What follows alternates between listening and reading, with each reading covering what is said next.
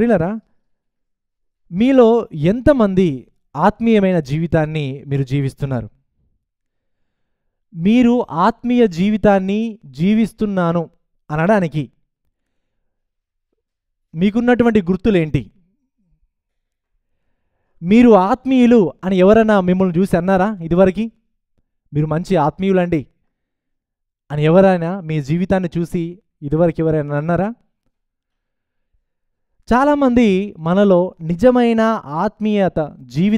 ఆత్మీయమైన జీవితాన్ని జీవించడంలో విఫలమవుతున్నారు. ఆదివారం సంఘానికి వస్తారు, కానీ ఆరాధన అయిపోయిన తర్వాత వెంటనే ఎవరితో సంబంధం లేకుండా, ఎవరితో మాట్లాడకుండా ఇంటికి వెళ్ళిపోతుంటారు. వారి దృష్టిలో నేను సంఘానికి వెళ్ళానా, దేవుణ్ణి ఆరాధించానా, ఇంటికి వచ్చానా అంతే, నాకు ఎవ్వరితో పని లేదు. ఇది కొందరి దృష్టిలో ఆత్మీయ జీవితం. ఇది వాళ్ళు అనుకుంటున్నటువంటి ఆత్మీయ జీవితం.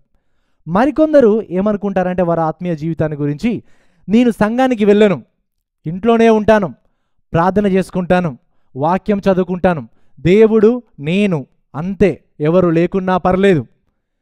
ఇలా కొందరు అనుకుంటారు ఇదే ఆత్మీయ జీవితం అని. ప్రతి ఆదివారం మరికొందరు అనుకుంటారు ప్రతి ఆదివారము ఆరాధనకు వస్తాను, వెళ్తాను, కానీ మిగతా రోజులలో నాకు సంఘముతో పని లేదు. నేను ఈ వారం మధ్యలో ఎవరికి కూడా ఫోన్ చేయను, ఎవరితో కూడా మాట్లాడను. నేను ఇంతవరకు చాలా ఫ్రెండ్షిప్ చేసుకొని మోసపోయాను. కాబట్టి ఇకపైన ఎవరితో స్నేహం చేయను, ఎవరితో మాట్లాడను, నాకు సంబంధం లేదు. నా ఆత్మీయ జీవితం ఏంటో, నా కుటుంబ జీవితం ఏంటో అంతే చాలు, నేను ఎవరితో నాకు పని లేదు. ఇలా ఇది కొందరి దృష్టిలో ఆత్మీయ జీవితం అంటే. మనలో తప్పకుండా మీరు ఈ 3 చెప్పినటువంటి కేటగిరీలో ఏ కేటగిరీకైనా మీరు వర్తిస్తారు ఖచ్చితంగా. కాబట్టి మీకు ఈ ప్రసంగం చాలా అవసరం. అసలు నిజమైన ఆత్మీయత అంటే ఏమిటి, నిజమైన ఆత్మీయులుగా ఎలా బ్రతకాలి అనేటువంటి విషయాన్ని మనం అందరం కూడా నేర్చుకోవాల్సినటువంటి ప్రాముఖ్యత ఎంతైనా ఉంది.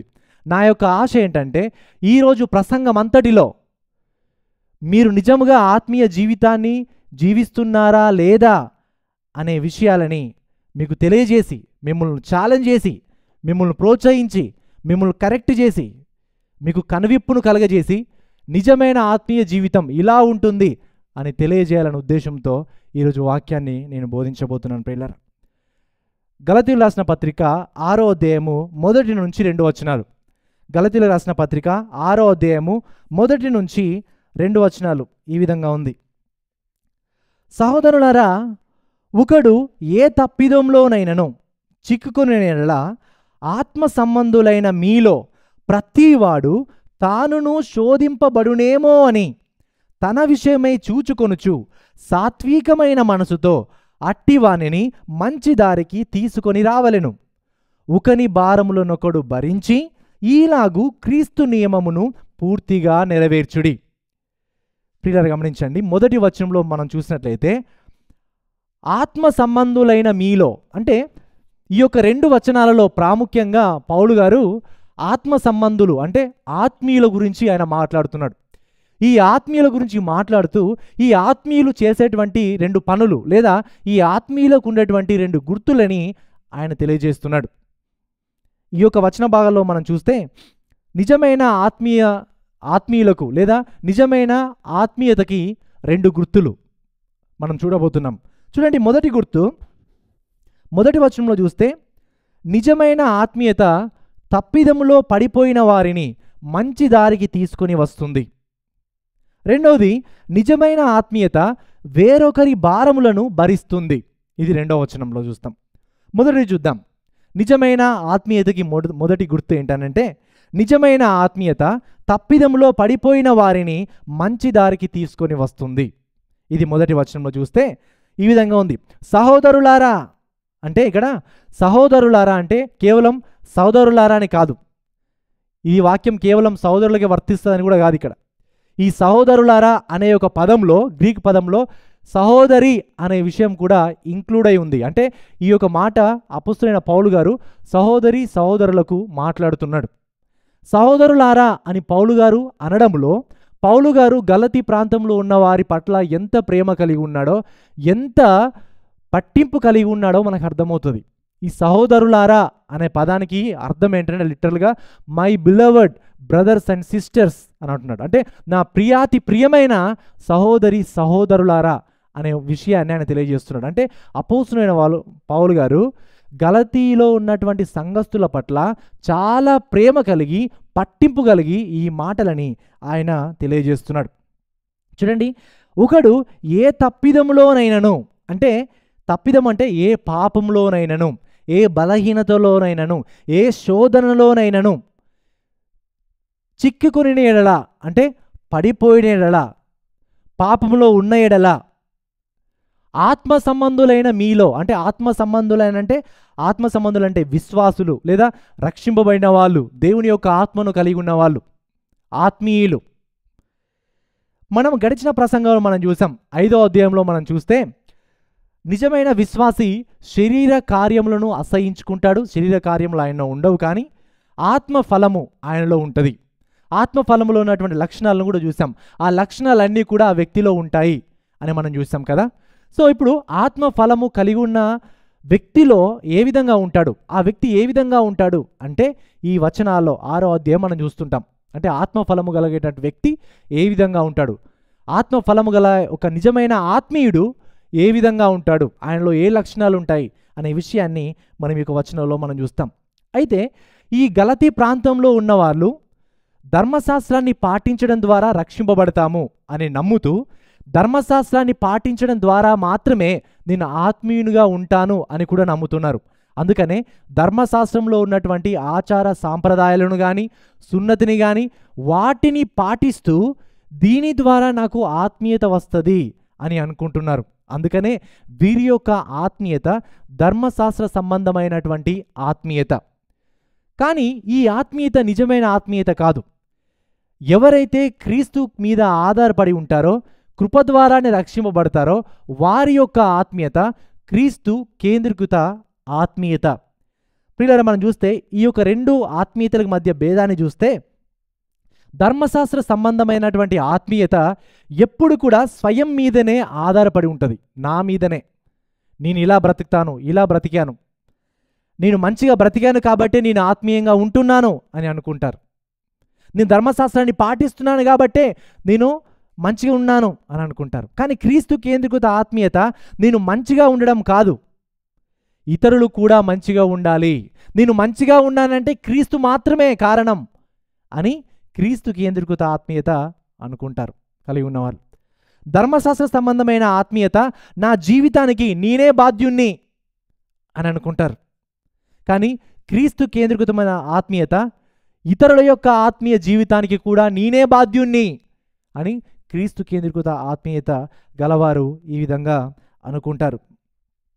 ప్రియులారా, గమనించండి, ఈ యొక్క ధర్మశాస్త్ర సంబంధమైనటువంటి ఆత్మీయత గలవారు ఏమనుకుంటారంటే, నేను వాళ్ళ వలె కాదు, నేను ఆ పాపుల వలె కాదు, ఆ సుంకర వలె కాదు అని పరిసరులాగా ఉంటారు. అందుకనే ధర్మశాస్త్రాన్ని పాటించే వాళ్ళని, బోధించే వాళ్ళని పరిసయులు అని పిలుస్తారు. పరిసయులు అంటే వాళ్ళు కేవలం మేమే పరిశుద్ధులము అని భావించేవాళ్ళు, మిగతా వాళ్ళందరూ కూడా సరైన వాళ్ళు కాదు, వాళ్ళు పాపులు, వాళ్ళు బలహీనులు అనుకుంటారు. ధర్మశాస్త్ర సంబంధమైన ఆత్మీయత గల వాళ్ళు ఆ విధంగా అనుకుంటారు. కానీ క్రీస్తు కేంద్రీకృత మరి ఆత్మీయత గలవారైతే, నేను పాపిని, ఏ విధంగానైతే నాకు క్రీస్తు అవసరమో అదేవిధంగా ఇతరులకు కూడా క్రీస్తు అవసరం కాబట్టి నేను క్రీస్తును కలిగి ఉండి ఇతరులకు కూడా నా ఆత్మీయతను బట్టి ఇతరులు కూడా ఆత్మీయతలో ఎదగడానికి నేను సహకరిస్తాను అని క్రీస్తు కేంద్రీకృత ఆత్మీయత కలిగి ఉన్నవారు అనుకుంటారు. అయితే మొదటి వచనంలో మనం చూస్తే, సహోదరులారా, ఒకడు ఏ తప్పిదంలోనైనను చిక్కుకొనేలా, మంచిది చూడండి, సహోదరులారా, ఒకడు ఏ తప్పిదంలోనైనను చిక్కుకొనేలా నీవు పోయి 10 మందికి చెప్పు అని లేదు. ఎవరైనా ఏదైనా తప్పిదములో పడిపోతే మరి అందరి ముందు వారిని అవమానపరచు అని లేదు. ఎవరైనా తప్పిదంలో చిక్కుకుంటే వారిని అసహ్యించుకుంటూ వారిని దూరం పెట్టు అని లేదు. ఎవరైనా తప్పిదంలో చిక్కుకుంటే వారితో స్నేహం కట్ చెయ్యు అని లేదు. ఎవరైనా తప్పిదంలో చిక్కుకుంటే వారితో మాటలు మాట్లాడడం మానేయు అని ఇక్కడ లేదు. ప్రియులారా, మనలో చాలామంది ఈ విషయాల్లో ఎదగవలసినటువంటి ప్రాముఖ్యత చాలా ఉంది. ఎవరైనా ఏదైనా తప్పిదము చేస్తే, ఎవరిలోనైనా ఏదైనా లోపాలు ఉంటే, వారి యొక్క బలహీనత మీకు తెలిసి ఉంటే మీరు వెంటనే వారితో ప్రేమపూర్వకంగా మాట్లాడి వారి యొక్క మంచి కోరి వాళ్ళు మంచి దారిలోకి తీసుకురావడానికి మాట్లాడలేదు తప్ప, ఎదుటి వారి యొక్క బలహీనతలు, పాపాలు, లోపాలు తెలిస్తే వారి గురించి వేరే వాళ్ళ దగ్గరికి వెళ్ళి మాట్లాడొద్దు. మీకు ఒక విషయం తెలుసా, నరేష్ ఎలాంటి వాడో తెలుసా? నరేష్ని ఎగ్జాంపుల్గా వాడుకుంటాను. నరేష్ ఎలాంటి వాడో తెలుసా? నరేష్ ఇలా చేస్తాడో తెలుసా? మీరు ఫస్ట్ ఆయనతో మాట్లాడకుండా ఆయన గురించి 10 మందితో మాట్లాడడం, చుట్టుపక్కల ఉన్న వాళ్ళతో మాట్లాడడం అనేది అది పాపం. అందుకనే ఇక్కడ ఏమంటున్నాడు? అలా కాదు సహోదరులారా, ఒకడు ఏ తప్పిదములను చిక్కుకొని ఎడలా నీవేం చేయాలి? మంచి మనసుతో ఆయన మంచి దారికి తీసుకురావడానికి, సాత్వికముతో మంచి దారికి తీసుకురావడానికి నువ్వు ప్రయత్నించాలి. ఎవరైనా సంఘంలో ఎవరైనా మీకు మధ్యలో ఏదైనా తప్పిదములు ఉన్నా కానీ, లోపాలు ఉన్నా, నీ సహోదరుడు నీకు వ్యతిరేకంగా ఏదైనా పాపం చేసినా, వేరే వాళ్ళని బట్టి నువ్వు హట్ అయినా, నువ్వేం చేయాలి తెలుసా? First of all first thing ఏంటంటే మత్తయి సువార్త 18వ అధ్యాయం 15 నుంచి 17 వచనాలు మనం ఫాలో కావాలి. క్రైస్తవులు మనం చూడండి, ఈ విధంగా ఉంది. మత్తయి సువార్త 18వ అధ్యాయం 15. మరియు నీ సహోదరుడు నీ ఎడల తప్పిదము చేసిన ఎడల నీవు పోయి నీవును అతడును ఒంటరిగా నున్నప్పుడు, 10 మంది ఉన్నప్పుడు కాదు, 100 మంది ఉన్నప్పుడు కాదు, ఏంటి? నీవును అతడును ఒంటరిగా నున్నప్పుడు అతనిని గద్దించుము. అతడు నీ మాట వినిన ఎడల నీ సహోదరుని సంపాదించుకుంటివి. అతడు వినని ఎడల 2-3 సాక్షుల నోట ప్రతి మాట స్థిరపరచబడినట్లు నీవు ఒకరిద్దరిని వెంటబెట్టుకొని అతని యొద్దకు పొమ్ము. అతడు వారి మాటయు వినని ఎడల ఆ సంగతి సంఘమునకు తెలియజెప్పుము. అతడు సంఘపు మాటయు వినని ఎడల అతనిని నీకు అన్యునిగాను సుంకరిగాను ఎంచుకొనుము. ఎవరైనా నీ ఎడల తప్పిదము చేస్తే, ఎవరైనా నేను మాటలంటే, ఎవరైనా నేను కొడితే, లేకపోతే ఎవరైనా నేను మోసం చేస్తే, ఎవరైనా నేను అన్యాయం చేస్తే, మీరు చేయాల్సింది ఏంటంటే ముందుగా వెళ్ళి అందరికి చెప్పడం కాదు. ఎవరితోనైతే నీకు ప్రాబ్లం ఉందో ఒంటరిగా ఉన్నప్పుడు ఆయనతో ఫస్ట్ మాట్లాడాలి. మాట్లాడి ప్రేమపూర్వకంగా మాట్లాడి ఆయన వింటే ఓకే, వినకపోతే 2-3 తీసుకెళ్ళి మాట్లాడాలి. అప్పుడు వింటే ఓకే, వినకపోతే సంఘానికి చెప్పాలి. సంఘం అందరూ చెప్పినప్పుడు వింటే ఓకే, వినకపోతే ఆయనను సంఘంలో నుంచి తీసివేయాలి. సుంకరిగాను అన్యునిగాను వారిని భావించాలి. ఈ విధంగా మనం డీల్ చేయాలి సంఘంలో ఉన్నటువంటి పాపాన్ని. కానీ మనము ఈ స్టెప్స్ ఏం ఫాలో కాం. ఎవరైనా తప్పు చేస్తే వాళ్ళ గురించి ఫస్ట్ డైరెక్ట్గా సాకులే, గాసిప్స్, ఇవే మనం తీసుకున్నటువంటి ఫస్ట్ స్టెప్.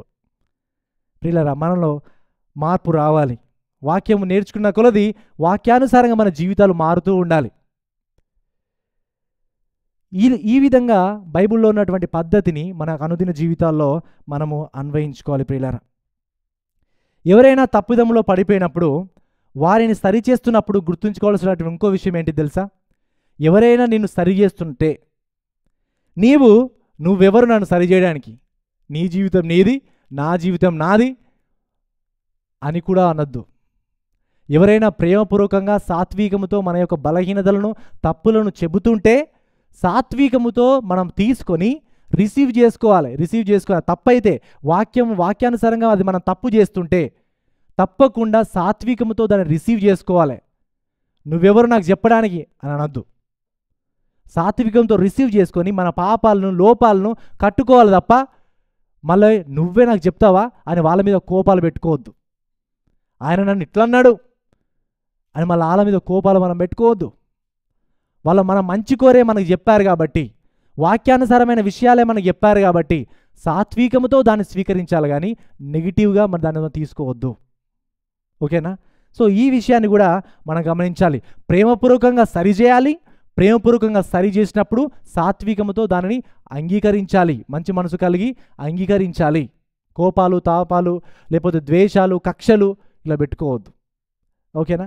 సో మనం వచన భాగాల్లో చూసినట్లయితే మొదటి వచనంలో, సహోదరులారా, ఒకడు ఏ తప్పిదంలోనైనను చిక్కుకునేలా ఆత్మ సంబంధులైన మీలో ప్రతివాడును తానును శోధింపబడునేమో అని తన విషయమై చూచుకొనుచు సాత్వికమైన మనసుతో అట్టి వానిని మంచి దారికి తీసుకొని రావలెను. చూడండి, తాను కూడా పాపంలో పడిపోయేటువంటి అవకాశం ఉంటుంది. మనం చాలా జాగ్రత్త చూసుకోవాలి. ఇక్కడ చూడండి, ప్రతివాడును తాను శోధింపబడునేమో అని తన విషయమై చూచుకోవచ్చు. అంటే చాలా జాగ్రత్తగా అటెన్షన్గా పరీక్షిస్తూ, ఒకవేళ నేను కూడా సరిచేసే క్రమంలో నేను కూడా పడిపోతానేమో అని చాలా జాగ్రత్తగా మనల్ని మనం పరీక్షించుకుంటూ కాపాడుకుంటూ చాలా జాగ్రత్తగా డీల్ చేయాలి పాపంతో.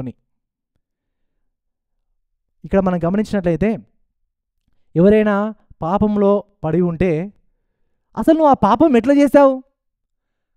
అలాంటి పరిస్థితులు నాకు ఎన్నో వచ్చినాయి, కానీ నేను ఎప్పుడు కూడా నీలాగా నేను చేయలే. నేనే కానీ నీ స్థానంలో ఉంటే అలా చేయకపోయేవాడిని. అసలు ఎలా చేశావు నువ్వు ఆ పాపం? నన్ను చూసి నేర్చుకో, నేను ఎంత మంచివాడినో తెలుసుకో అని అలా రెస్పాండ్ అవ్వడం కాదు. ఆ పరిస్థితులలో ఆత్మీయ గర్వం కానీ మనలో ఉండకూడదు. మనము కూడా సాత్వికముతో, నేను కూడా నీలాంటి వాడినే, నేను కూడా బలహీనుడిని, పాపనే, క్రీస్తు కృప లేకపోతే నేను కూడా నీలాగానే పడిపోయేవాడిని, కానీ క్రీస్తు కృపను బట్టి ఆ పాపంలో పడిపోకుండా దేవుడు నాకు కృప చూపించాడు. ప్రియమైన సహోదరుడా, క్రీస్తు కృప మీద ఆధారపడు. ఈ బలహీనతల నుండి దేవుడు బయటపడడానికి నీ కృప అనుగ్రహిస్తాడు అని మాట్లాడాలి తప్ప నిన్ను నువ్వు హైలైట్ చేసుకోవద్దు. నీ ఎంత గొప్పవాడిని, నేను మంచివాడిని, నేను పడిపోలే, అసలు ఎట్లా పడిపోయినావు, చీచీచి అని ఎదుటి వారిని ఆ విధంగా అక్కడే అలా మాట్లాడవద్దు. వారిని క్రీస్తు వైపుకు మరల్చాలే కానీ ఏదో నీ వైపుకు మరల్చి నువ్వు హీరో అన్నట్టుగా వాళ్ళ ముందు నువ్వు తెలియజేయొద్దు. నువ్వు కూడా బలహీనువే, నీవు కూడా పాపివే అని నువ్వు తెలుసుకోవాలి. ప్రియులారా, గమనించండి, ఇక్కడ సాధారణంగా ఎవరైనా డబ్బులు అన్యాయంగా లెక్కలు రాస్తూ డబ్బులు అన్యాయంగా తీసుకుంటున్నాడు అనుకోండి, అప్పుడు నా విషయం నీకు తెలిసింది అనుకోండి, అప్పుడు నువ్వేం చేయాలి? అసలు నువ్వు ఎందుకు అట్లా చేస్తున్నావు, ఎందుకు అట్లా తప్పు చేస్తున్నావు? మా ఓనర్ అయితే నాకు కీ ఇచ్చేటోడు, ఆయన రూమ్ కీ ఇచ్చేటోడు, కానీ ఒక్క రూపాయి కూడా మిస్ కాలేదు, నీ అంత నమ్మకంగా ఉన్నా, నాన్న చూసి నేర్చుకో అని చెప్పడం వల్ల ఏం ప్రయోజనం లేదు. నువ్వే హీరో అని తెలియజేసుకుంటావు తప్ప దానివల్ల ఆయనకు కలిగే ప్రయోజనం ఏది కూడా ఉండదు. నువ్వేం చెప్పాలి?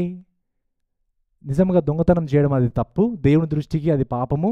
సహోదరుడా, ఆ పాపం నుండి బయటపడవాలంటే దేవుని యొక్క కృప అవసరం. దేవుని దగ్గర పశ్చాత్తాపం వేడుకో, దేవునికి సాయం చేస్తాడు. ఇలా చెప్పాలి, ఇలా అప్రోచ్ కావాలి. ఎదుటివారిని మంచి దారికి తీసుకురావాలి అనే ఉద్దేశం నీకుంటే నీ అప్రోచ్ వేరే ఉంటుంది, నీ మాటలు వేరే ఉంటాయి, నీ ప్రవర్తన వేరే ఉంటుంది. అలా కాకుండా నువ్వు హీరో అని ప్రూవ్ చేసుకోవడానికి నువ్వు అనుకుంటే అప్పుడు నీ మాటలు వేరే ఉంటాయి, నీ ప్రవర్తన వేరే ఉంటుంది. కాబట్టి నిజంగా మనము ఏ విధంగా ఇతరులు మనం సరి చేస్తున్నాము అనే విషయాన్ని మనం ఇక్కడ గమనించాలి. ప్రియులారా, అందరం కూడా అంటే మనం కూడా వాళ్ళలాగే బలహీనులం, పాపులం అని తెలుసుకోవాలి. బహుశా మీలో కొంతమంది ఎందుకు ఇదివరకు కొన్ని పాపములు చేయలేదంటే మీకు అవకాశం రాలే, పరిస్థితులు రాలే, సమయం దొరకలేదు. కానీ సమయం దొరికితే, అవకాశం వస్తే మీరు కూడా ఎవరైతే పాపం చేస్తుంటారో వాళ్ళలాగా చేసేవాళ్ళు.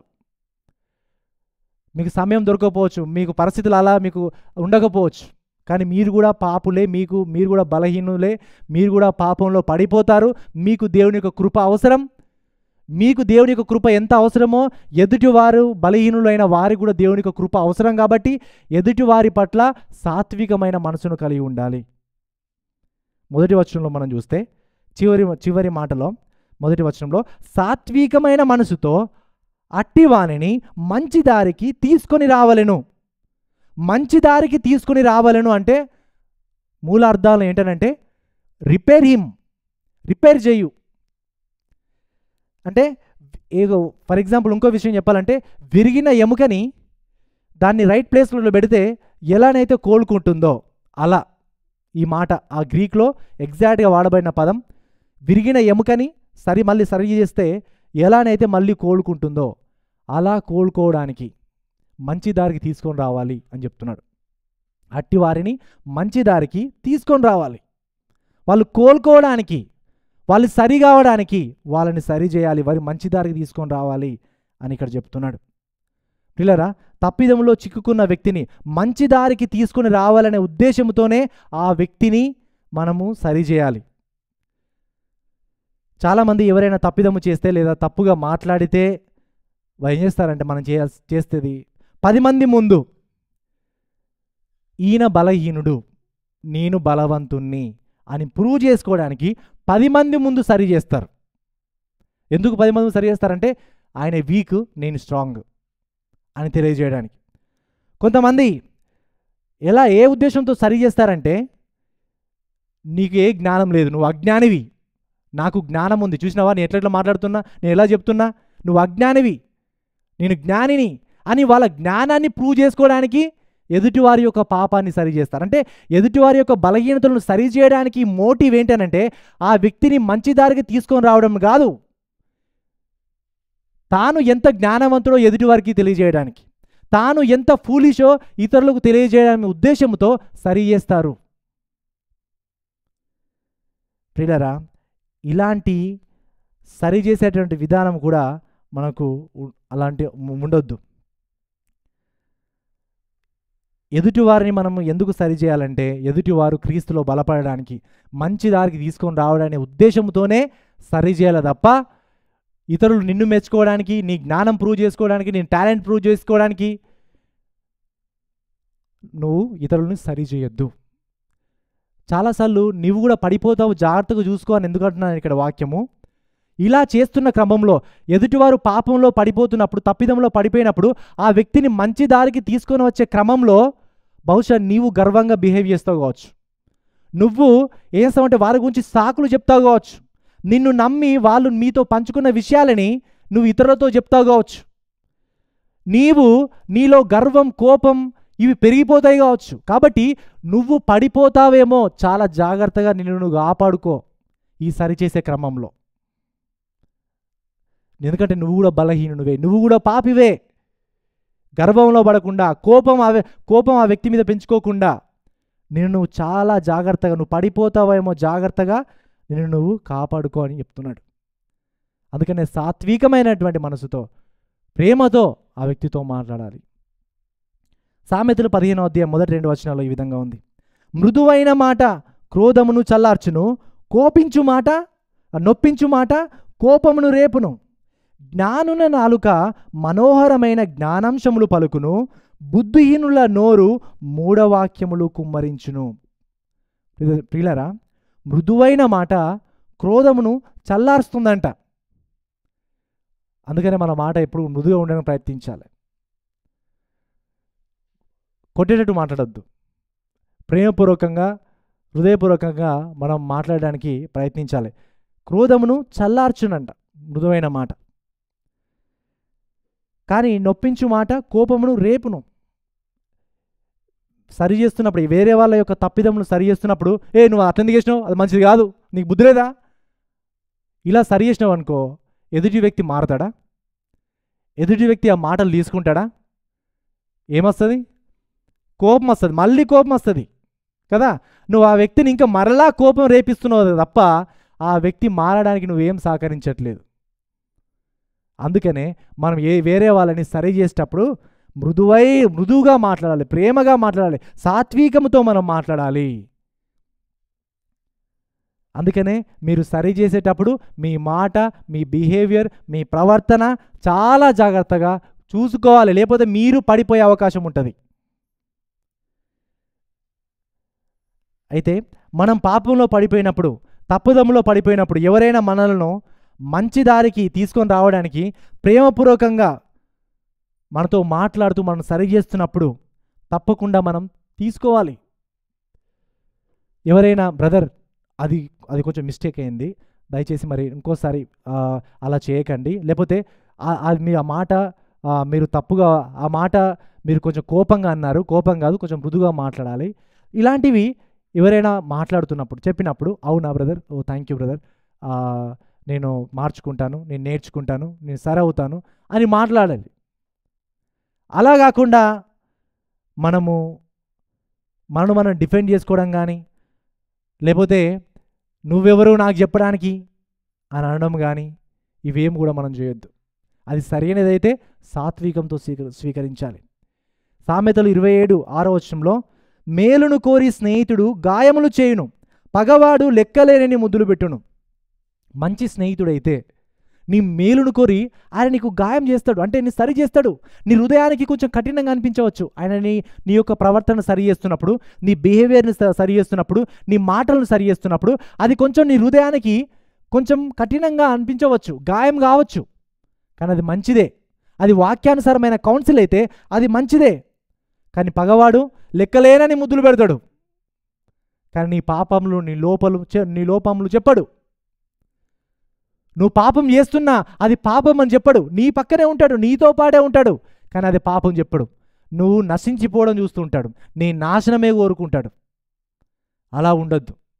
ప్రేమపూర్వకంగా ఒకరినొకరు సరి చేసుకుంటూ, ఒకరి యొక్క తప్పిదములను భరిస్తూ, ఒకరి యొక్క తప్పిదములను లోపాలైన ప్రేమపూర్వకంగా సరి చేస్తూ మనం అందరం కలిసి ఎదగాలి.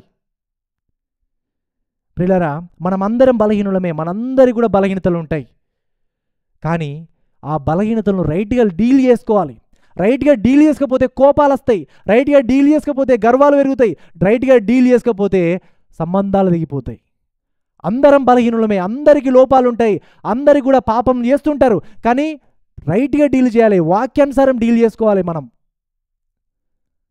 ప్రేమపూర్వకంగా ఒకరినొకరు సరి చేసుకుంటూ మనం ముందుకెళ్ళాలి. ప్రియులారా, చాలామంది మీ పక్కనే ఉంటూ మీ యొక్క లోపాలని పాపాలను సరిచేయకపోతే వారి విషయంలో చాలా జాగ్రత్తగా ఉండండి. అలాంటి వారితో స్నేహం సరైనది కాదు. ఎవరైతే నీ స్నేహితుడు నిన్ను ప్రేమించి వాక్యానుసారంగా నిన్ను నడిపిస్తుంటాడో వారితో స్నేహం చేయండి. అది చాలా ప్రాముఖ్యం, అది చాలా మంచిది. అలాంటి స్నేహితులు మనకు కావాలి. ప్రియులారా, దేవుని కృపను బట్టి అలాంటి స్నేహితులు నాకున్నారు మన సంఘంలో. మీరే నాకు మంచి స్నేహితులు కొంతమంది ఉన్నారు. నేను ఎప్పుడైనా బలహీనంగా ఉన్నప్పుడు, నేను ఏదైనా తప్పుగా చెప్పినప్పుడు, ఏదైనా నేను సరి చేసుకోవాల్సిన విషయం ఉన్నప్పుడు ప్రేమపూర్వకంగా వాళ్ళు నాకు ప్రేమపూర్వకంగా వచ్చి చెప్తారు. ఏదో నన్ను తప్పు అని ప్రూవ్ చేయడానికి చెప్పరు. ప్రేమపూర్వకంగా పాస్టర్ గారు ఇది కాదు, ఇలా, లేకపోతే ఇలా చేస్తే బాగుంటుంది అని విషయాలు చెప్తారు. అప్పుడు నేను తీసుకుంటాను. అది నేను ఈ యొక్క ఇయర్స్లో, ఈ 5 years ఆఫ్ ఇక్కడ, ఇంతకుముందు పాస్టర్గా ఇండియాలో చేశాను, కానీ ఇక్కడ చేసినప్పుడు 5 years ఇక్కడ, ఇప్పటి నుంచి ఎన్నో విషయాలు నేర్చుకున్నాను, ఎన్నో విషయాలు మార్చుకున్నాను. ఎందుకనంటే ప్రియమైన సహోదరులు సహోదరీలు నాకు ఇచ్చినటువంటి సలహాలను బట్టి వాటిని నేను తీసుకొని వాటిలో నేను ఎదగలిగాను. సో ప్రియులారా, ఎందుకు నేను ఈ విషయాలు చెప్తున్నానంటే, అలాంటి స్నేహితులు ఉండడం మనకు ఆశీర్వకరం. కోపాలు రేపడం కాదు, షాను ఇట్లా చేసినావు అని తప్పులు దొరికించుకొని మరీ పాయింట్అవుట్ చేసి వ్యక్తిని పడగొట్టడానికి కాదు, కానీ సరి చేయడానికి ప్రేమపూర్వకంగా ఎవరైతే మాట్లాడతారో అలాంటి వారు అవసరం. అలాంటి స్నేహితులు ఉండడం అవసరం. మీకు అలాంటి స్నేహితులు ఉండాలి, మీరు ఇతరులకు అలాంటి స్నేహితులు కావాలి. ఆ విధంగా మనము ఎదగాలి ఒకరినొకరు. అదేవిధంగా అందుకనే సంఘ సభ్యత్వం అనేది చాలా ఇంపార్టెంట్. సంఘ సభ్యత్వం ఎందుకు ఇంపార్టెంట్ అంటే, ఈ సంఘ సభ్యత్వంలో అందరం ఒక నిబంధన చేస్తాం. ఏ నిబంధన?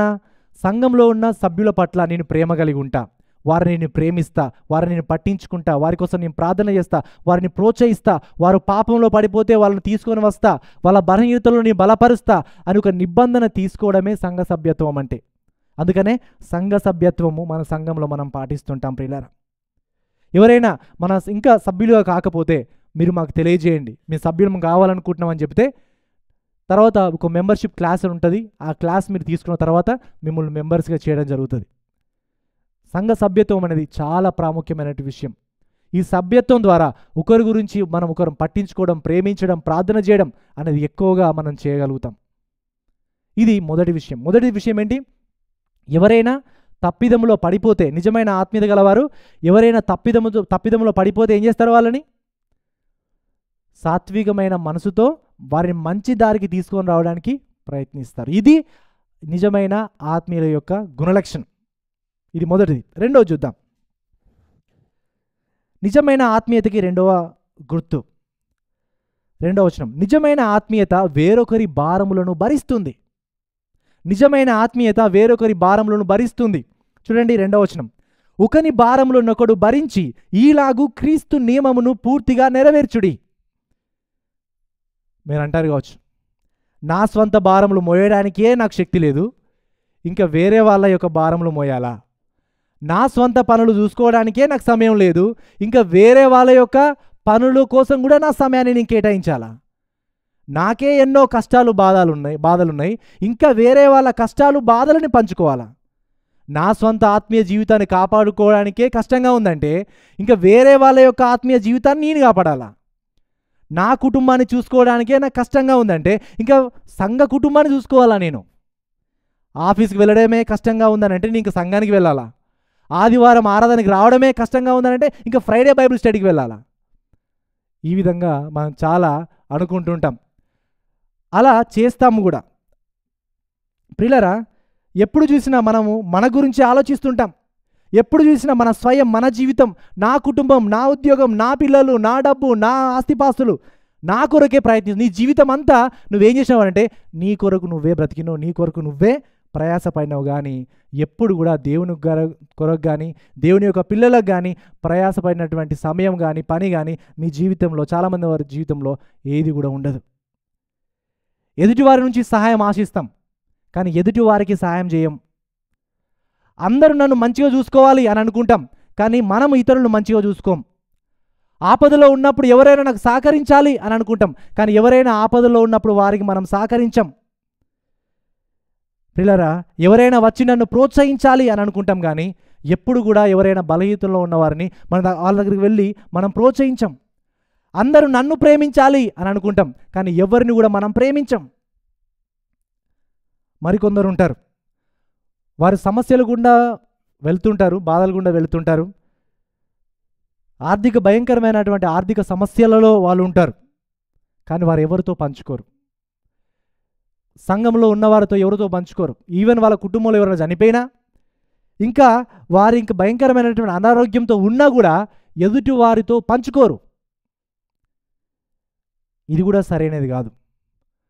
సంఘంలో ఉన్నవారు ఎవరైనా సహాయం నేను చేస్తాను అన్నా కూడా రిసీవ్ చేసుకోరు. మాకు వద్దు మీ సాయం తీసుకుంటే మళ్ళీ ఇంకోసారి అడుగుతారు కావచ్చు, మీకు అప్పుగా ఉంటాను నేను, మీకు అప్పుగా ఉంటాను నేను, కాబట్టి మీ సాయం నాకు వద్దు అని కూడా కొంతమంది అంటూ ఉంటారు. కొంతమంది గిఫ్ట్స్ తీసుకోరు, ప్రేమపూర్వకంగా ఇచ్చినా కూడా. ప్రియులారా, ఇలాంటి ప్రవర్తన కూడా సరి అనేది కాదు. నీవు ఎప్పుడైనా కష్టాల్లో ఉన్నప్పుడు ఎవరైనా దగ్గరికి వచ్చి సాయం చేయడానికి ముందుకు వస్తే దాన్ని ప్రేమపూర్వకంగా స్వీకరించాలి. కానీ ఎందుకు నాకు వద్దు, అమ్మో ఇప్పుడు మీరు చేసి మళ్ళీ నెక్స్ట్ అడుగుతారు, ఇప్పుడు మళ్ళీ మీరు నాకు చేస్తారు కాబట్టి మీకు అప్పుగా ఉంటాను, ఏదో మీ యొక్క సేవ పొందిన వాణిగా నేను ఎప్పుడు గిల్టీగానే ఉంటాను అని అనుకుంటారు. ప్రియులారా, ఎందుకు చాలామంది ఇలా అనుకుంటారంటే, ఎవరికి నేను అప్పుగా ఉండొద్దు, ఎవరికి నేను లోకువ కావద్దు, నేను తక్కువ తిననా, నేను తక్కువ చదువుకున్నానా, నేను తక్కువ ఉద్యోగం అవుతుంది, నాకు తక్కువ ఉందా, ఎవ్వరికి నీ చెవి చాపను, ఎవ్వరి సహాయం నాకు అవసరం లేదు, నేనే నా మీద నేను ఆధారపడతా, ఎన్ని కష్టాలైనా ఎన్ని బాధలైనా నేనే భరిస్తా. నో. సంఘ కుటుంబం అంటే మనం అందరం కూడా ఒక కుటుంబానికి సంబంధించిన వాళ్ళం కాబట్టి ఎదుటివారి యొక్క మన యొక్క బాధలను, సమస్యలను, అవసరాలని ఎదుటివారితో పంచుకోవాలి. ఎదుటివారు మనం సాయం చేయడానికి ముందుకు వచ్చినప్పుడు సాత్వికంతో దానిని మనం తీసుకోవాలి, రిసీవ్ చేసుకోవాలి, ఆ ప్రేమను తీసుకోవాలి. కానీ మాకు వద్దు అని డోర్ వేసామనుకోండి, అది సరి అనేది కాదు. అలా అని ప్రతిదానికి మీరు ఆధారపడి ప్రతిదానికి రమేష్ అన్న నాకు టీకి డబ్బులు లేవు, 5 దిరమ్స్ పంపియు అంటే ఇలాంటిది కాదు. అంటే మనం చేయగలిగేవి మనం చేస్తాం, కానీ నువ్వు నీ వల్ల కాలేనప్పుడు, నువ్వు బలహీనపడుతున్నప్పుడు, నువ్వు కష్టాల్లో ఉన్నప్పుడు, బాధల్లో ఉన్నప్పుడు ఖచ్చితంగా నీవు ఇతరులతో పంచుకోవాలి. అలాంటి కష్టాల్లో ఉండి, బాధల్లో ఉండి ఇతరులతో పంచుకోకపోవడం కూడా అది సరైనది కాదు. ప్రియులారా, నిజంగా నువ్వు సంఘంలో ఒక సభ్యునివైతే, ఖచ్చితంగా మన సమస్యల్ని, బాధలని, ఇబ్బందులని ఇతరులతో పంచుకోవాలి. ఇతరుల యొక్క సంఘంలో ఉన్నవారు మనందరం కూడా మన సంఘంలో ఉన్నవారి యొక్క భారములు మీ భారములుగా ఫీల్ కావాలి. మీరు సంఘంలో ఎవరైనా సమస్యలు ఉంటే అవి నీ సమస్యలుగా నువ్వు పరిగణించాలి. సంఘంలో ఎవరైనా వాళ్ళు బలహీనులుగా ఉంటే, వాళ్ళు బాధపడుతూ ఉంటే అవి నీ బాధగా నువ్వు పరిగణించాలి. వాళ్ళు బాధపడదు, నాకెందుకులే, వాళ్ళ జీవితం వాళ్ళది, నా జీవితం నాది అని అనుకోవద్దు.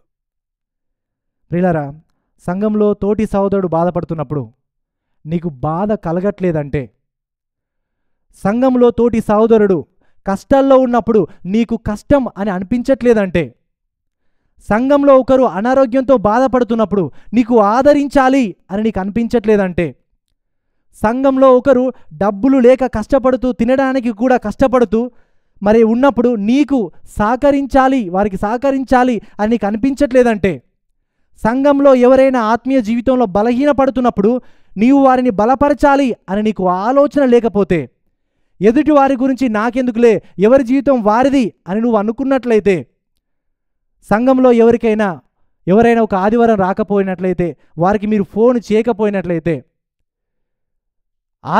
ప్రతి ఆదివారము నేను సంఘానికి రావాలి అని మీకు అనిపించట్లేదైతే మీ ప్రాబ్లం ఏంటి తెలుసా? ఇప్పుడు అర్థమైంది. మీలో చాలామంది ప్రాబ్లం నాకు అర్థమైంది. ఏంటి తెలుసా?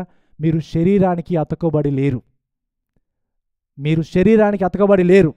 మీరు క్రీస్తు శరీరానికి అంటుకట్టబడి లేరు.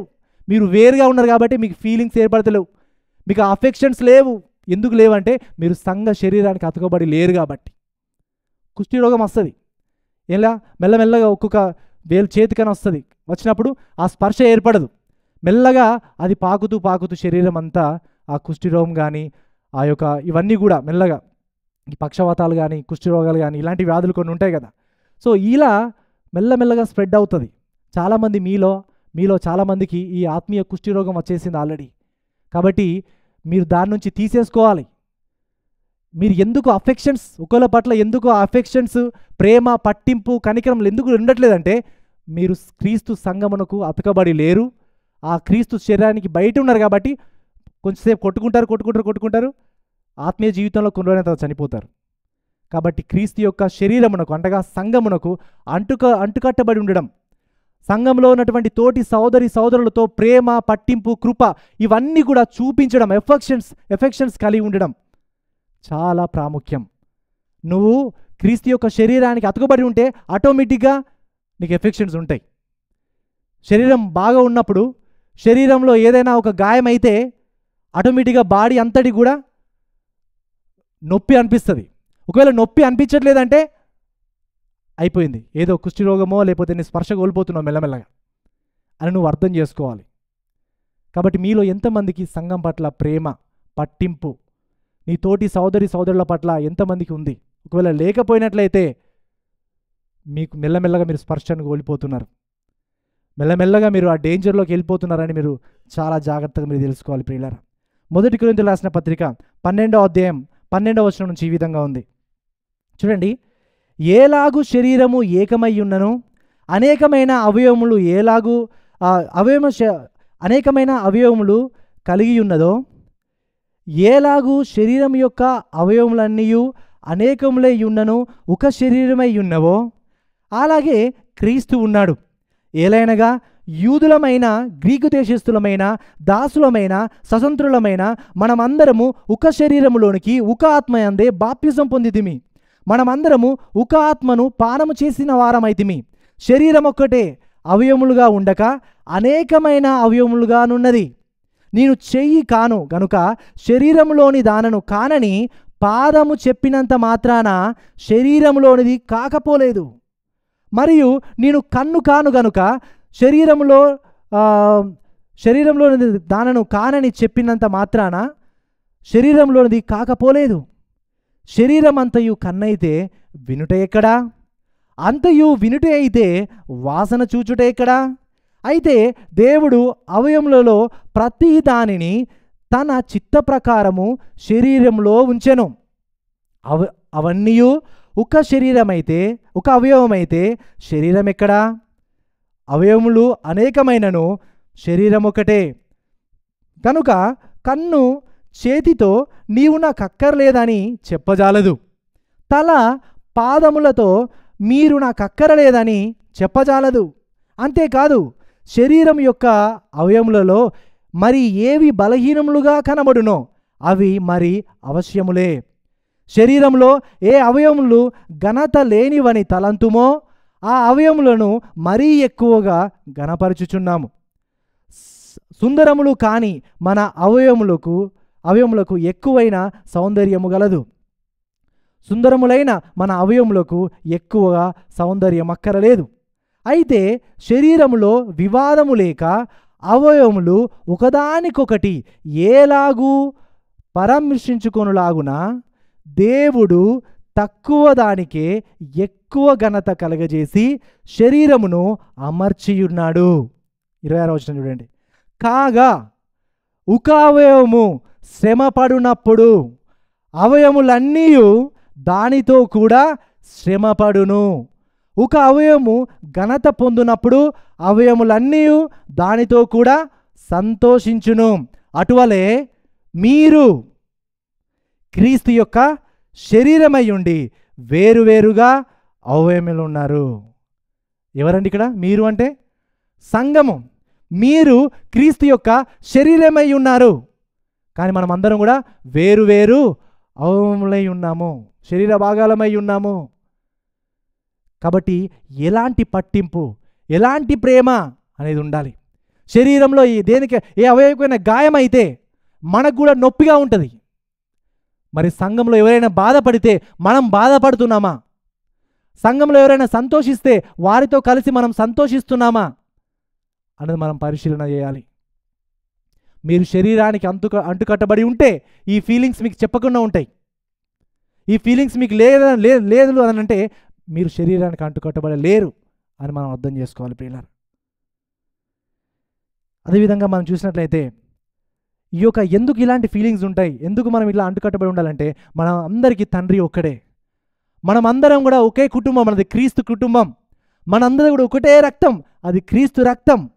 మనం అందరం కూడా ఒకే లోకంలో ఉండబోతున్నాం, అది పరలోకంలో మనం ఉండబోతున్నాం.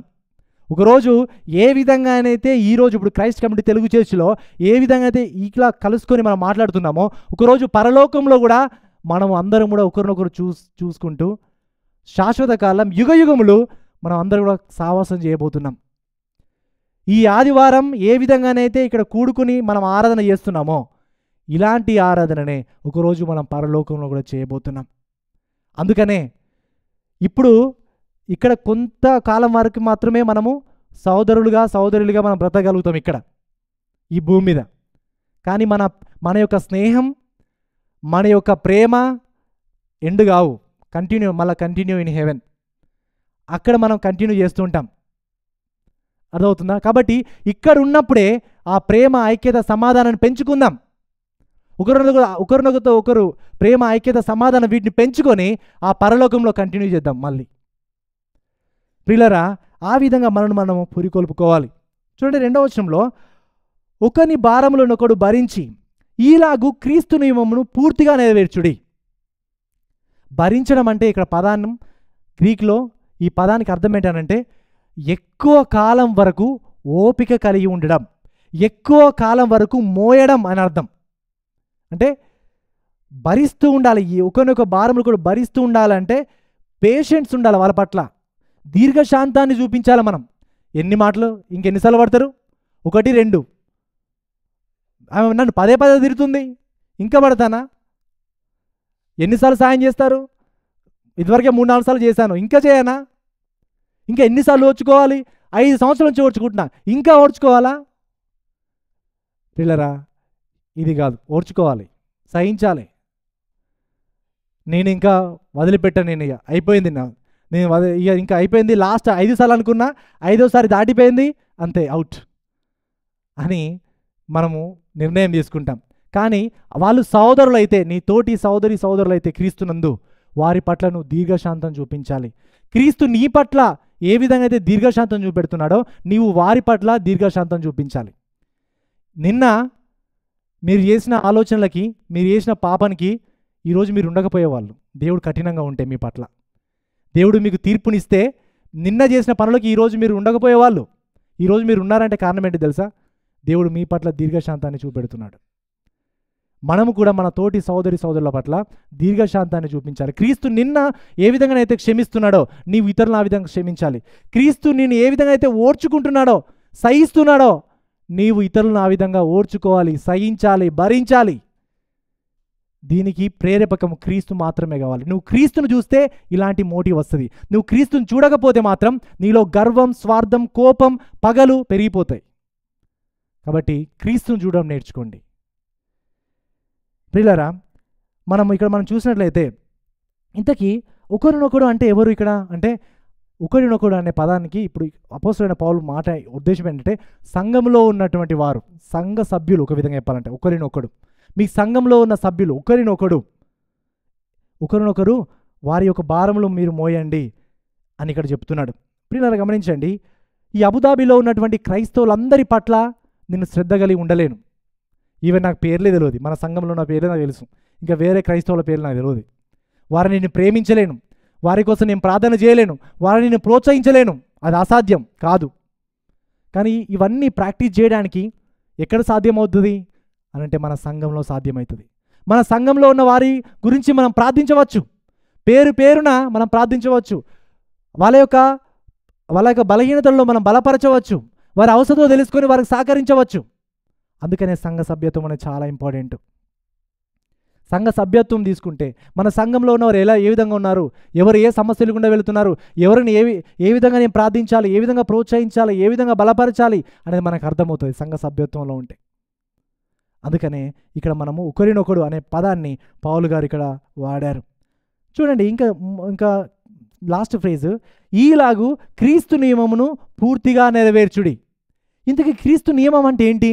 నియమం అనే పదానికి ఇంకొక పదం ఏంటంటే ధర్మశాస్త్రం అని. ఇక్కడ క్రీస్తు యొక్క నియమం అంటే ఏంటి అంటే గలతీ 5వ అధ్యాయం 14వ వచనం చూస్తే, ధర్మశాస్త్రం అంతయు నిన్ను వలె నీ పొరుగు వారిని ప్రేమించుము అని ఒక్క మాటలో సంపూర్ణమై ఉన్నది. యోహాను 13:34, మీరు ఒకరినొకడు ప్రేమింపవలెనని మీకు కొత్త ఆజ్ఞ ఇచ్చుచున్నాను, నేను మిమ్మును ప్రేమించినట్టే మీరును ఒకరినొకడు ప్రేమింపవలెను.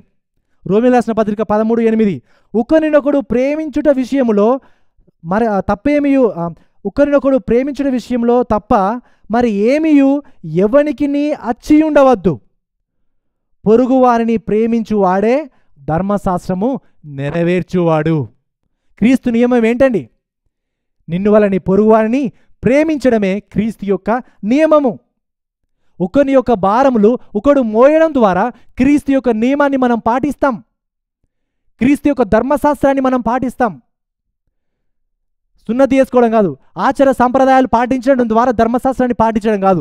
ధర్మశాస్త్రం పాటించాలంటే దేవుణ్ణి ప్రేమించాలి, నిన్ను వలె నీ పొరుగు వారిని ప్రేమించాలి. ఈ 2 ఆజ్ఞలలో ఉంది ధర్మశాస్త్రం అంతా. ఇవి చేస్తే అప్పుడు నువ్వు దేవుని యొక్క నియమాన్ని నువ్వు నెరవేరుస్తావు. ప్రియులారా, మనం ఈ యొక్క వచన భాగంలో మనం చూస్తే ప్రియులారా, మరి మనము నిజంగా ఈ యొక్క ఒకరి యొక్క భారములను ఒకరిని మనం మోస్తున్నామా, ఎదుటివారి గురించి ఇంతకీ మనం శ్రద్ధ కలిగి ఉంటున్నామా లేదా అనేది ఒకసారి మన జీవితాల్లో మనం పరిశీలన చేసుకోవాలి. ప్రియులారా, ఇంతవరకు మరి సిస్టర్ మాలతి గారు చదివినటువంటి వచన భాగాలు మనం చూసాం. మత్తయి సువార్త 25వ అధ్యాయం 31 నుంచి 46 వచనంలో మనం ఈ యొక్క వచనాలు చూసాం. ఈ విధంగా ఉంది, తన మహిమతో మనుష్య కుమారుడు ఆయనతో కూడా సమస్త దూతలను వచ్చినప్పుడు ఆయన తన మహిమగల సింహాసనం మీద ఆసనుడై ఉండును. అప్పుడు సమస్త జనులు ఆయన ఎదుట పోగు చేయబడుదురు. గొల్లవాడు మేకలలో నుండి గొర్రెలను వేరుపరచునట్లు ఆయన వారిని వేరుపరిచి తన కుడివైపున గొర్రెలను ఎడమవైపున మేకలను నిలవబెట్టును. అప్పుడు రాజు తన కుడివైపున నున్న వారిని చూచి, నా తండ్రి చేత ఆశీర్వదింపబడిన వారులారా రండి, లోకము పుట్టినది మొదలుకొని మీ కొరకు సిద్ధపరచబడిన రాజ్యమును స్వతంత్రించుకొనుడి. నేను ఆకలిగొంటిని, మీరు నాకు భోజనము పెట్టితిరి, దప్పిగొంటిని, నాకు దాహమిచ్చితిరి, పరదేశినైతిని, నన్ను చేర్చుకొంటిరి, దిగంబరినయ్యుంటిని, నాకు బట్టలిచ్చితిరి, రోగినయ్యుంటిని, నన్ను చూడవచ్చితిరి, చెరసాలలో ఉంటిని, నా యొద్దకు వచ్చితిరని చెప్పును. అందుకు నీతిమంతులు, ప్రభువా, ఎప్పుడు నీవు ఆకలి కొనియుండుట చూచి నీకు ఆహారమిచ్చితిమి, నీవు దప్పికొనుట చూచి ఎప్పుడు దాహమిచ్చితిమి, ఎప్పుడు పరదేశువై ఉండుట చూచి నిన్ను చేర్చుకొంటిమి, దిగంబరివై ఉండుట చూచి బట్టలిచ్చితిమి, ఎప్పుడు రోగివై ఉండుట అయినను చెరసాలలో ఉండుట అయినను చూచి నీ యొద్దకు వచ్చితిమని ఆయనను అడిగెదరు. అందుకు రాజు, మిక్కిలి, చాలా ఇంపార్టెంట్ వచనం, మిక్కిలి అల్పులైన ఈ నా సహోదరులలో ఒకనికి మీరు చేసితిరి గనుక నాకు చేసితిరని నిశ్చయముగా మీతో చెప్పుచున్నానని వారితో అనును. ప్రియులారా గమనించండి, 41వ వచనం చూడండి. అప్పుడు ఆయన ఎడమ వైపున ఉన్నవారిని చూచి, శపించబడిన వారులారా, నన్ను విడిచి అపవాదికిని వాని దూతలకును సిద్ధపరిచినటువంటి నిత్యాగ్నిలోనికి పోవుడి. 42వ వచనం, నేను ఆకలిగొంటిని, మీరు నాకు భోజనం పెట్టలేదు, దప్పిగొంటిని, మీరు నాకు దాహం ఇవ్వలేదు, పరదేశినయ్యుంటిని, మీరు నన్ను చేర్చుకొనలేదు, దిగంబరినయ్యుంటిని, మీరు నాకు బట్టలు ఇయ్యలేదు, రోగినై చెరసాలలో ఉంటిని, మీరు నన్ను చూడరాలేదని చెప్పును. అందుకు వారును, ప్రభువా, మేమెప్పుడు నీవు ఆకలిగొనుటైనను, దప్పికొనియుండుటైనను, పరదేశివైయుండుటైనను, దిగంబరువైయుండుటైనను, రోగి అయ్యుండుటైనను, చెరసాలలో ఉండుటైనను చూచి నీకు ఉపకారం చేయకపోతిమని ఆయన్ను అడిగెదరు. 45వ వచనం, అందుకైన మిక్కిలి అల్పులైన వీరిలో ఒకనికైనను మీరు ఇలాగు చేయలేదు గనుక నాకు చేయలేదని మీతో నిశ్చయముగా చెప్పుచున్నానని వారితో అనును. వీరు నిత్య శిక్షకును, నీతిమంతులు నిత్య జీవముకును పోదురు. ప్రియులారా, మీరు దేవునిని ప్రేమించాలంటే మీ తోటి సోదరులను మీరు ప్రేమించాలి. మీ కనబడేటువంటి మీ తోటి సోదరులను మీరు ప్రేమించకుండా దేవుని మీరు ప్రేమించలేరు. బ్రదర్ ఇంతకుముందు ప్రార్థనలో చేసినట్టుగా మీరు ఒకవేళ దేవునికి సహకరించాలనుకుంటే మీ తోటి సోదరులకు మీరు సహకరించండి. మీరు దేవునితో స్నేహం చేయాలనుకుంటే మీ తోటి సోదరులతో మీరు స్నేహం చేయండి. మీరు దేవునిలో ఎదగాలనుకుంటే మీ తోటి సోదరులతో మీరు ఎదగండి. మీరు దేవుణ్ణి ప్రేమించాలనుకుంటే దేవుని యొక్క పిల్లలను మీరు ప్రేమించండి. దేవుణ్ణి ప్రేమించడానికి దేవుడు మనకి ఇచ్చినటువంటి గొప్ప ప్లాట్ఫామ్ ఏంటనంటే లోకల్ చర్చ్, స్థానిక సంఘం. ఈ స్థానిక సంఘాన్ని ప్రేమిస్తే నువ్వు క్రీస్తును ప్రేమిస్తున్నట్టే. అందుకననే ప్రభు అయిన యేసుక్రీస్తు వారు తన యొక్క బోధనలో సంఘముల గురించి చాలా గొప్పగా మాట్లాడుతున్నాడు. పేతురు గారిది ఆ యొక్క సంభాషణ మీకు అందరూ కూడా తెలుసు. నువ్వు నన్ను ప్రేమిస్తున్నావా అని అడిగినప్పుడు ఆయన ఏమన్నాడు? ప్రేమిస్తున్నానండు. నువ్వు నన్ను ప్రేమిస్తే ఏం చేయాలి? నా గొర్రెలను కాయము, గొర్రెలను మేపుమన్నాడు. ప్రియులారా, నువ్వు సంఘాన్ని ప్రేమిస్తే, నువ్వు దేవుణ్ణి ప్రేమిస్తే ఆయన సంఘాన్ని ప్రేమించాలి. ఆయన సంఘం నువ్వు ప్రేమించకుండా నాకు దేవుడు అంటే చాలా ఇష్టం అన్నావు అనుకోండి, 100% నువ్వు అబద్ధికుడివి. సంఘాన్ని ప్రేమించకుండా దేవునిని ప్రేమించలేం. సంఘం అంటే దేవునికి ప్రాణాతి ప్రాణం. సంఘం కొరకు క్రీస్తు ప్రాణం పెట్టాడు. సంఘం కొరకే తిరిగి ఆయన రాబోతున్నాడు. ఆయన ప్రాణాతి ప్రాణంగా ప్రేమించిన తన సంఘాన్ని నువ్వు ప్రేమించకపోతే క్రీస్తు ప్రేమ నీలో ఉండదు. ఉన్నది అని చెప్పుకుంటే నువ్వు అబద్ధికునివే. కాబట్టి సంఘాన్ని ప్రేమించడం అనేది మనం నేర్చుకోవాలి. ప్రియులారా, సంఘాన్ని ప్రేమించడం ద్వారా మనం దేవుణ్ణి మనం ప్రేమించగలుగుతాం. నిజమైన ఆత్మీయత ఇలా ఉంటుంది. నిజమైన ఆత్మీయత ఎదుటివారు తప్పిదములో పడిపోయినప్పుడు సాత్వికముతో వారిని మంచి దారికి తీసుకురావడానికి ప్రయత్నిస్తుంది. వారి గురించి తప్పుగా మాట్లాడదు. నిజమైన ఆత్మీయత గలవారు ఒకరి యొక్క భారములు ఒకరు మోస్తారు, భారంగా అనుకోరు. అవకాశాలు మరీ తీసుకొని మరీ ఎదుటివారికి సహకరిస్తారు, ప్రోత్సహిస్తారు, బలపరుస్తారు, ప్రార్థన చేస్తారు. ఇది నిజమైన ఆత్మీయత. మీరు ఇన్ని రోజులు ఆత్మీయత అంటే బహుశా నేను ప్రార్థన చేసుకుంటున్నాను, వాక్యం చదువుకుంటున్నాను, ఇదే ఆత్మీయత అని అనుకుంటున్నారు కావచ్చు. నో, ఇది మాత్రమే కాదు. చేయాల్సినవి ఇంకా చాలా ఉన్నాయి. నువ్వు ఆత్మీయులుగా బ్రతకాలంటే, ఇవన్నీ నిజమైన ఆత్మీయతను కలిగి ఉండాలంటే ఇవన్నీ నీలో ఉండాలి. ప్రియులారా, మరి నిజమైన ఆత్మీయత కలిగి ఉండాలంటే అది మనతో కాదు, అది మనతో అసాధ్యం. నిజంగా చెప్పాలంటే ఈ యొక్క నిజంగా ఆత్మీయులుగా బ్రతకడానికి మనకు క్రీస్తు యొక్క కృప అవసరం. దేవుని మీద మనం ఆధారపడాలి.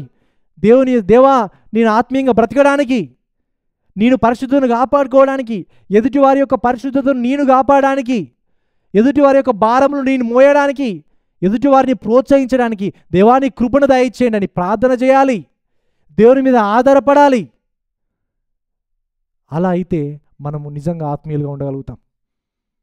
ఇది మన సొంత శక్తి మీద ఆధారపడలేదు. మన ఆత్మీయత నీవు ఎప్పుడైతే దేవుని మీద ఆధారపడతావో, ఆయన పిల్లలతో సావాసం చేస్తావో, అప్పుడే నువ్వు నిజమైన ఆత్మీయునిగా బ్రతకగలుగుతావు. కొంతమంది ఆత్మీయులుగా లేని వారు ఉండవచ్చు. పిల్లరా, మీరు ఆత్మీయులుగా లేకపోతే ప్రాబ్లం ఏంటి తెలుసా? మీరు పాపులు. మీరు రెండే కేటగిరీస్, ఒకటి పాపులు, రెండోది ఆత్మీయులు. మీరు ఆత్మీయులు కాకపోతే మీరు పాపులు. మీరు పాపులైతే మీరు ఆత్మీయులుగా కావాలంటే మీరు పాపులని గ్రహించాలి. పాపులని గ్రహించి పశ్చాత్తాపడి ప్రభు అయిన యేసుక్రీస్తు వారి నిజమైన దేవుడు, ఆయన యందు విశ్వాసం ఉంచితే నా పాపాలను దేవుడు తీసివేస్తాడు అని ఆయన యందు విశ్వాసం ఉంచి మన పాపాలు ఒప్పుకొని మారు మనసు పొంది ఆయన వెంబడించి ఆత్మీయులుగా ఆయన వెంబడిస్తే అప్పుడు నిజమైన ఆత్మీయులుగా మనం బ్రతకగలుగుతాం. ఆత్మీయులుగా కావాలనుకుంటున్నారా? అయితే మీరు ఫస్ట్ పాపాలను గ్రహించండి. మీ పాపాలను మీరు ఒప్పుకోండి, ప్రభు దగ్గరికి రండి. మిమ్మల్ని ఆత్మీయులుగా ఆయన చేస్తాడు. ఆయనలో మీ ఆత్మ పెట్టి ఆయన ఆత్మ ద్వారా నిన్ను ఆత్మీయతలోకి నడిపిస్తాడు, పరిశుద్ధతలోకి ఆయన నడిపిస్తాడు. మరి ఎంతమంది ఆత్మీయులుగా కావాలనుకుంటున్నారు? ఎంతమంది ఇదివరకే ఆత్మీయులుగా మేము ఉన్నాము అని ఎంతమంది అనుకుంటున్నారో, మరి నిజమైన ఆత్మీయత మీరు కలిగి ఉన్నారో లేదో మీరు పరిశీలన చేసుకోవాల్సిందిగా నేను తెలియజేస్తున్నాను. ప్రియులారా, కళ్ళు మూసుకుందాం, 2 నిమిషాలు మౌనంగా ఉండి ఒకసారి నేను ఆత్మీయునని చెప్పుకున్న ఇన్ని రోజులు నిజంగా నేను ఆత్మీయునేనా అనొక పరిశీలన చేసుకుందాం. నిజమైన ఆత్మీయత నా జీవితంలో ఉందా అని ఒకసారి మన జీవితాన్ని మనం పరిశీలన చేసుకుందాం.